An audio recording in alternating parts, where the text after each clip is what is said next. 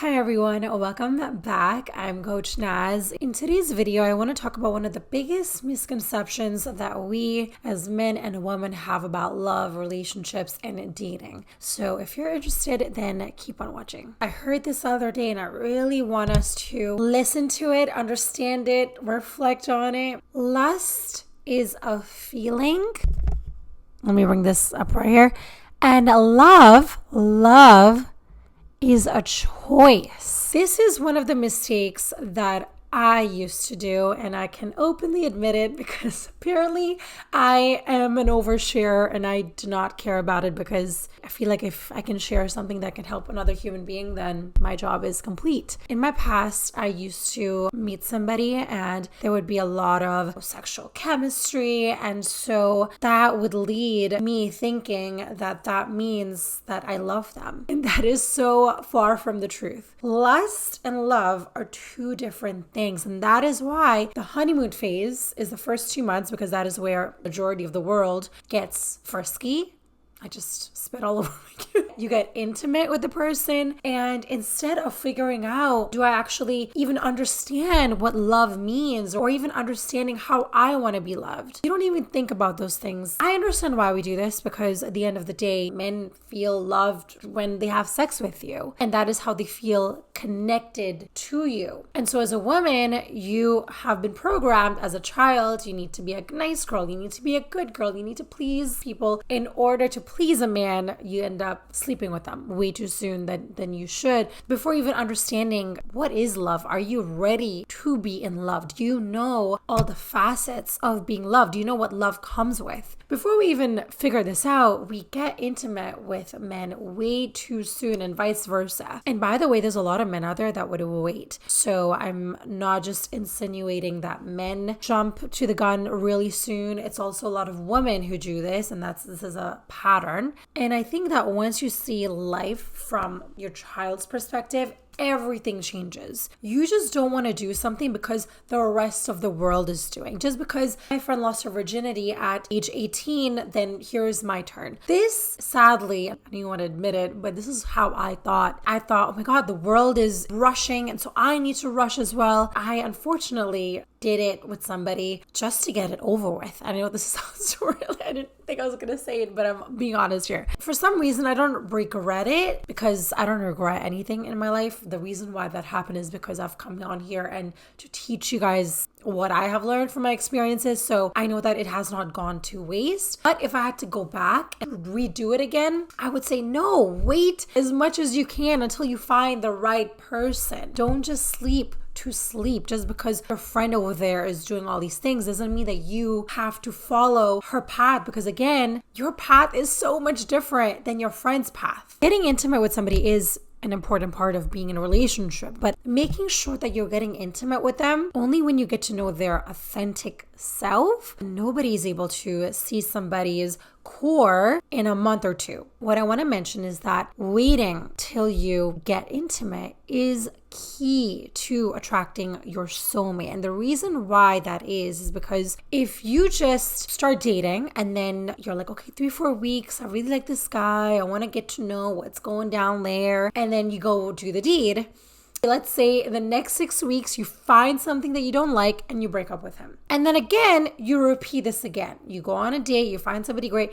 It's like, how many times are you gonna, sleep with somebody before you say, you know what, I think I'm just gonna wait it out until I really get to know you a bit better. This is a great test for men, especially seeing if they are somebody who would respect your boundaries. I actually remember being on this date a while back.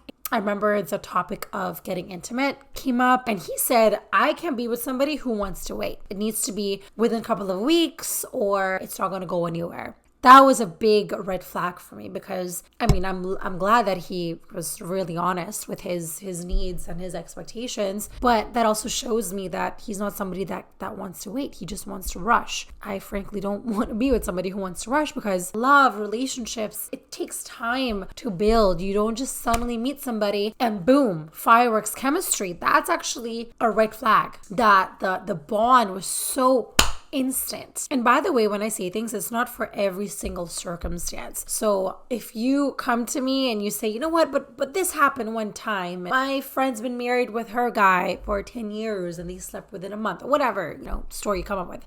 Great. That does happen sometimes, but why risk your body? Why risk sharing your body with somebody just in case that might be the one? Doesn't make sense to me. When you are sharing your body with somebody, you're giving away parts of yourself to them, your energy. And so I think it is a very imperative for you to be aware of who you are sleeping with. And by the way, I've learned this lesson the hard way because I have been that person that just did not care. I just did whatever I wanted. If somebody, especially when my dad would tell me something, I'm like, oh my God, stop. Like, I can do whatever I want. I'm a free bird, which I am. I am a free bird and I can do as I please and I make my own decisions and I'm an independent, strong woman. But at the same time, I value my time. I value my body. And when you become selective of who the people are in your life, who is able to enter your body, all of these things add up. And the universe looks at you with, oh, wow, this person actually values herself. Well, guess what? I'm going to send someone to you that values themselves and will also value you. So that's a good match. When we don't see what true love looks like, or we don't have any role models in our lives, then we are going to create our own narratives, our own definition of what we think love is by social media, by reality TV shows. We as a society are moving further and further away from love and relationships. And I think it is because we don't know what love really looks like. Of course, we watch it in movies, which is great, but is it authentic? Is it real love? When I was growing up, love to me was that fire, that chemistry, that spark, that passion. But what it really is understanding, surrender, compassion, generosity, is able to help this person become their best version of themselves instead of projecting your insecurities onto them to diminish their value and just to keep them and control them.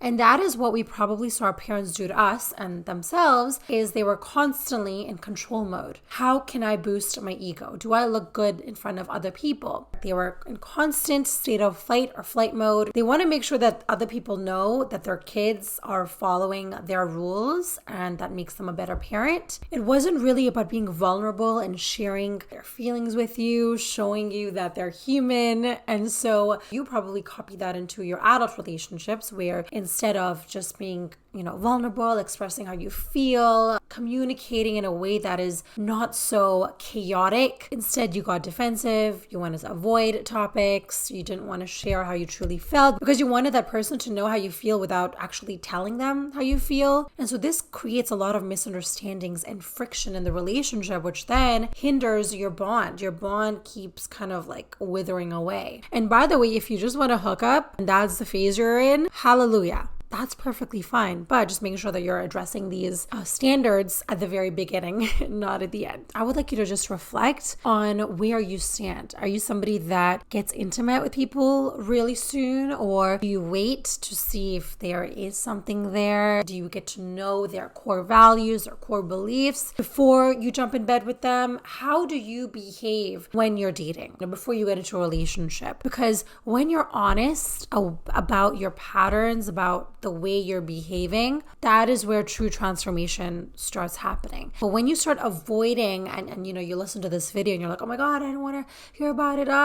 It's way too much for me right now, which again, that's fair enough because I've definitely been there. Sometimes it's just, I'm not ready. You're not ready for that change yet, which is fine. But if you are ready to do the work, then please reflect on lust, love. What is more important to you at this moment in time? Also, I have some exciting news. I have created a 6-week coaching program called the Secure Love Blueprint, which is literally my second baby because I already have a baby. This is my second baby. And I have put my blood, sweat, tears, all the wisdom that I have gained from my divorce, from toxic relationships, from my experience of being a matchmaker. There's so much value that I've added. And the best part about this program is it hasn't come from me reading a book or me watching a show. This is coming from my own pain, my own experiences, my own dark night of the soul. It has come from all of that. A couple years back, you wouldn't have even recognized me. I was insecure, not confident. I was the queen of self-sabotage. Also, I was somebody that did a lot of spiritual bypassing, which is basically being positive and everything's just going to pass by and I don't need to do the work. That is actually worse than being negative, because when you're negative, you have actually chosen a path. But when you're spiritual bypassing, you are lying. You're just being fake. Also, I was a chronic people pleaser. I did not have any boundaries. And so I, as a human being, was very different a couple years back. The fact that I'm here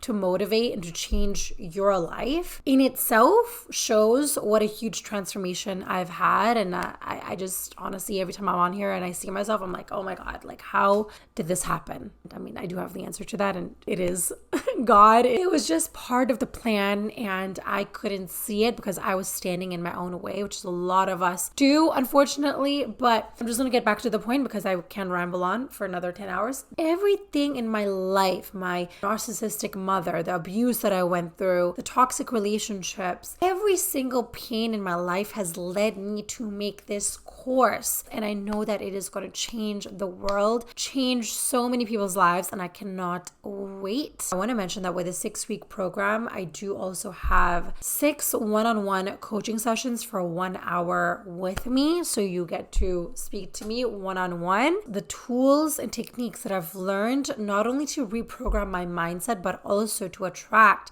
soulmates into my life. And so after doing the work myself and helping other people with it and seeing their transformation and them attracting their soulmates into their life, I know that my program works. I already am fully booked, but because that I saw the high demand that I had, I want to open up one more spot for you guys. So if you are interested, there's going to be a huge discount for you guys. Please fill out the form down below and let's get you on a call. Big thank you for all the love and support, and thank you for spending time with me. See you guys in my next video.